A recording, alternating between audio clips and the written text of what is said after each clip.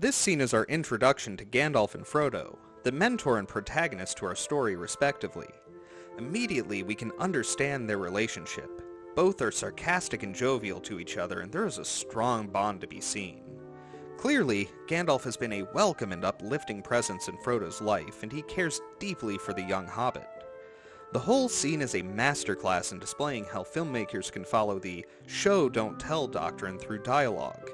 From their conversation, we learn not only about their relationship, but also Frodo's concern for Bilbo's odd behavior of late, hinting that Bilbo may be planning another adventure, along with Gandalf's murky reputation with the elders of the Shire, a reputation like that of rock and roll in the 1950s. The adults are standoffish and wary of his presence. The youth, however, come rushing in with bated breath to see his performance. Additionally, we see Bilbo's growing addiction to the ring, and Gandalf's love for the Shire, a fascination for this most rural of lands that, as hinted towards later, is misunderstood by many.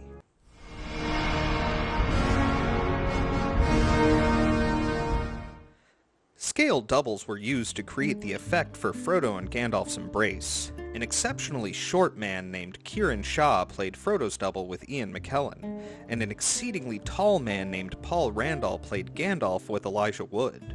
A camera trick known as forced perspective is used in the section where the camera is facing towards both Frodo and Gandalf while they are riding in the cart. The cart itself is split down the middle in two different scales. Everything on Frodo's side is nearly double scale, including the staff that is resting behind him. The actors are also spaced apart to make it seem as if Gandalf is nearly twice Frodo's size, in perspective with the stationary camera. Without movement, the camera is unable to display the depth between the actors. This illusion is created by having Elijah Wood sit roughly 2 to 3 feet behind Ian McKellen. For the actors, the most difficult part of this is to properly mark their eyes in the right location to sell the illusion. If Elijah Wood was looking directly at Ian McKellen, it would appear to the audience that he was looking well past the brim of Gandalf's hat. Digital grading is a process in which the colors on screen are enhanced using visual editing software. Nearly every moment of the film is digitally graded to improve the ambiance on screen. In the Shire, the digital graders had a difficult time finding a good balance between the yellows and greens. Initially, their best efforts dampened everything, giving the Shire a brown wash. But through their endeavor, the team managed to find the perfect balance and made the Shire a lush, yet believable realm. There was a version of this scene where Gandalf was sucking off toffees instead of smoking. One of the writers wanted to portray Gandalf as having just quit the habit. Personally, I would much rather see Gandalf taking a pull of the finest long-bottom leaf, instead of hearing him smack his lips between syllables. The writers were concerned that seeing Bilbo's manic episode of searching for the ring would be too dark of an introduction for someone who is meant to be a lively and beloved character. Despite Ian McKellen having a fairly large nose, he wore a prosthetic piece on his face.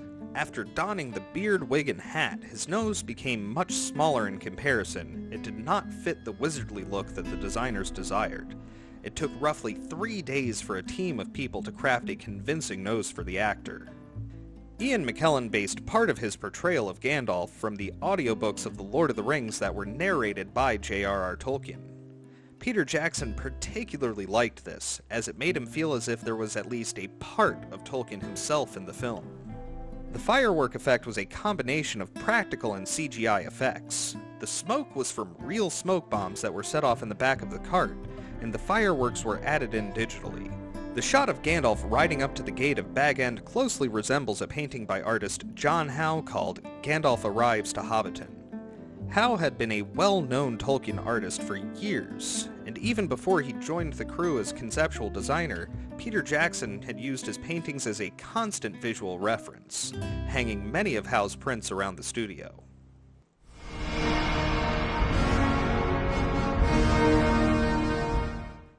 This is the first scene in which we see some of the many illusions, both practical and digital, that are used to create the scale difference between hobbits and the other races throughout the film. Predominantly, forced perspective and scale doubles were used in this scene. Later, we will be looking into the other tricks, namely blue screen composite shots and forced perspective with a moving camera. As As I said in the previous video, the concerning Hobbit scene was important for displaying the Shire and showing us the picturesque side of Middle-earth. This scene compounds upon that, giving us a longer and slower look at the grand landscape while the first two of the Fellowship enjoy their cart ride. The previous scene told us about hobbits, while this scene shows us their personality. Seeing how different hobbits react differently to Gandalf's arrival tells us much more about the Shire folk in a short time than we could have gained from Bilbo's narration. I can see why the previous scene was deemed unnecessary for the theatrical version, while this scene was not. If we were only to have one look upon the whole of Hobbiton, it is better to establish the themes and knowledge imparted here than to have a slightly deeper understanding of hobbits. Either way, I won't balk at the idea of seeing more of the Shire in all its beauty.